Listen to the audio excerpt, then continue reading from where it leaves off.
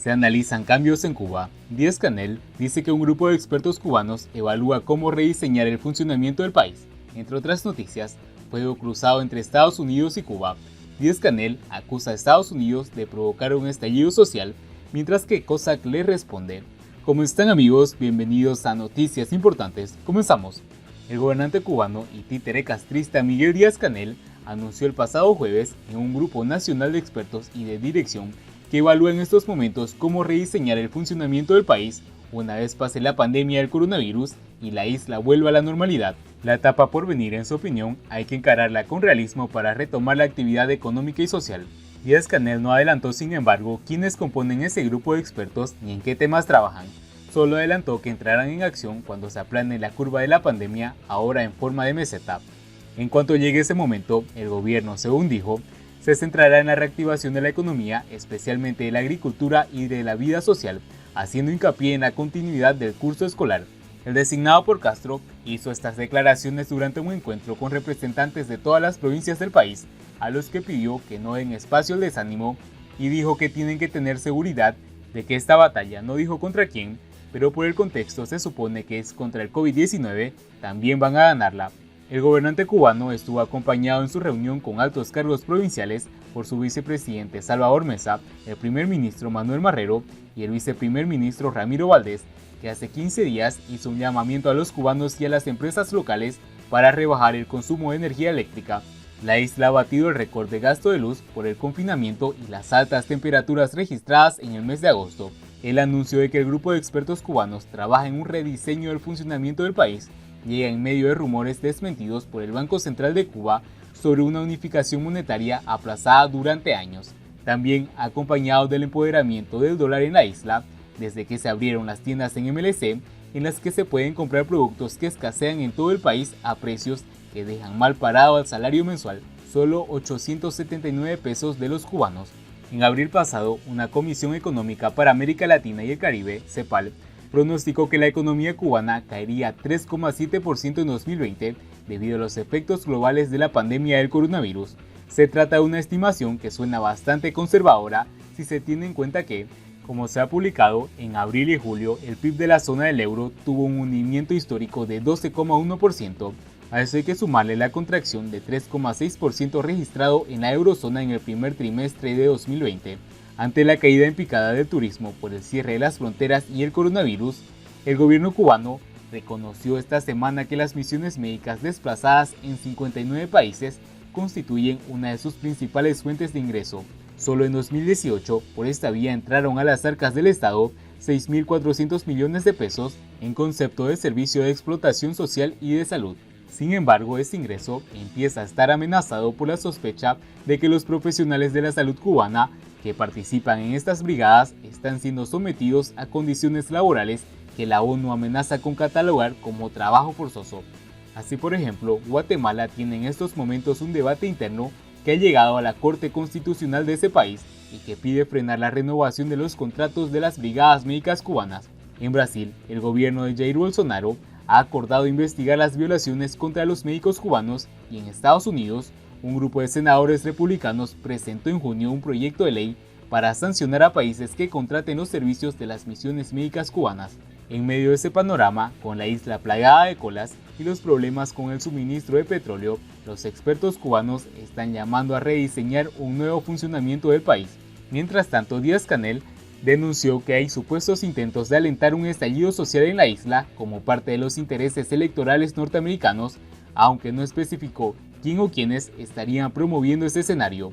En una reunión con los gobernadores provinciales, en las que se evaluaron asuntos económicos y sociales relacionados con las consecuencias económicas de la pandemia del coronavirus, el mandatario cubano volvió a culpar de los problemas de la isla al recrudecimiento del bloqueo de Estados Unidos y aseguró que se evidencia además todo un llamado y un propósito a alentar un estallido social en el país, aunque como parte de los intereses electorales norteamericanos. Las relaciones entre Estados Unidos y Cuba han empeorado notablemente desde la llegada a la Casa Blanca de Donald Trump, quien frenó el acercamiento a la isla promovido por su antecesor Barack Obama y endureció las nuevas sanciones del embargo económico vigente desde hace 6 décadas. Es importante que ratifiquemos nuestro sentido de dignidad, nuestra convicción de no rendirnos el reconocimiento de las fuerzas que radican en la unidad que creemos en torno a la soberanía, independencia, socialismo y a la sostenibilidad a la que no podemos renunciar desde un proyecto totalmente cubano sin injerencia, enfatizó en el mismo discurso fracasado de siempre. Se intenta presentar al país con una incapacidad gubernamental económica y por otro lado, se ataca con sañas a dirigentes y líderes de opinión, intelectuales y artistas que defienden el proceso revolucionario. El gobernante tampoco mencionó la forma específica que, a su juicio, está detrás de esa supuesta campaña de descrédito e insistió en no dar espacio al desánimo en medio de la difícil situación que vive el país. La expansión del acceso a la red de la isla también ha dado mayor visibilidad a los medios de comunicación independiente y a los diversos grupos de la sociedad civil no inscritos en las organizaciones oficialistas. Como respuesta, el gobierno ha intensificado las medidas represivas y ha intentado censurar las opiniones haciendo uso del polémico artículo 68 del Decreto de Ley 370, la llamada Ley Azote, que establece multas por críticas colgadas en redes sociales. Varios activistas y organizaciones, personalidades cubanas, han pedido al gobierno que derogue esa ley porque consideran que coarta la libertad de expresión. Siguiendo con las noticias, COSAC sobre la candidatura de Cuba al Consejo de los Derechos Humanos de la ONU. Permitiremos que el zorro vigile el gallinero. Michael Kozak, subsecretario de Estado para Asuntos del Hemisferio Occidental, argumentó el día viernes algunos de los motivos por los cuales cree que Cuba no debería ser elegida como miembro del Consejo de los Derechos Humanos de la ONU. Cuba niega la entrada de expertos de los derechos humanos de la ONU sobre detenciones arbitrarias, libertad de reunión y religión, recordó Kozak en Twitter y añadió que el régimen se opone sistemáticamente a las resoluciones en favor de las víctimas de Irán, Corea del Norte y Siria. Permitiremos que el zorro vigile el gallinero, concluyó el funcionario, que fustiga con frecuencia el gobierno de la isla desde las redes sociales. Previamente, en otra publicación, Kozak había recordado que las condiciones de los presos políticos en Cuba amenazan su vida y que las fuerzas de seguridad detienen arbitrariamente, intimidan y atacan a los defensores de los derechos humanos y la democracia. La candidatura de Cuba para el periodo 2021-2023. En febrero, el régimen cubano presentó en Ginebra, Suiza, su candidatura para el periodo 2021-2023 en el Consejo de los Derechos Humanos de la ONU, organización compuesta por 47 miembros que eligen anualmente por mayoría absoluta mediante el voto individual, directo y secreto. Durante su discurso de presentación, Bruno Rodríguez se centró en los ataques del gobierno de los Estados Unidos, al que acusó de violaciones del derecho internacional, una de ellas el embargo contra la isla. El ministro de Exteriores expresó que el unilateralismo de Estados Unidos atenta contra la promoción y la protección de los derechos humanos de todo el planeta. Poco después, Miguel Díaz-Canel dijo que Cuba tenía moral y que asistía al derecho a ser miembro del Consejo de los Derechos Humanos de la ONU. Desde el inicio, el gobierno estadounidense rechazó la candidatura de Cuba para formar parte del Consejo de los Derechos Humanos en Ginebra. Cuba quiere un asiento en el Consejo de los Derechos Humanos. El récord de Roman Wright, el régimen es atroz, expresó Kozak entonces. Díaz-Canel y sus compinches abusan de los derechos humanos, no lo promueven, agregó el funcionario estadounidense en Twitter.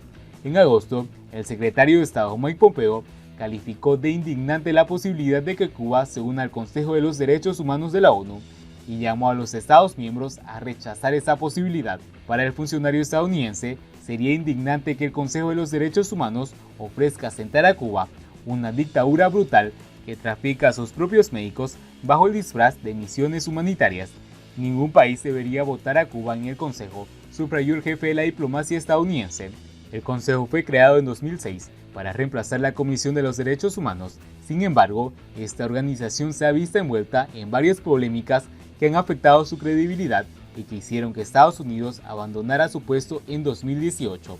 Una de las razones de ese descrédito ha sido la incorporación de Venezuela en 2019 en el Consejo para el 2020-2022, a pesar de su historial en materia de derechos humanos. Cuba ya formó parte del Consejo de los Derechos Humanos en el periodo 2014-2016 y 2017-2019. Y bien amigos, así vamos terminando las noticias importantes del día de hoy. Espero que el contenido haya sido de su agrado. No olviden suscribirse y nos ayudarían mucho compartiendo el contenido. Muchas gracias por seguirnos y nos vemos en el siguiente informe.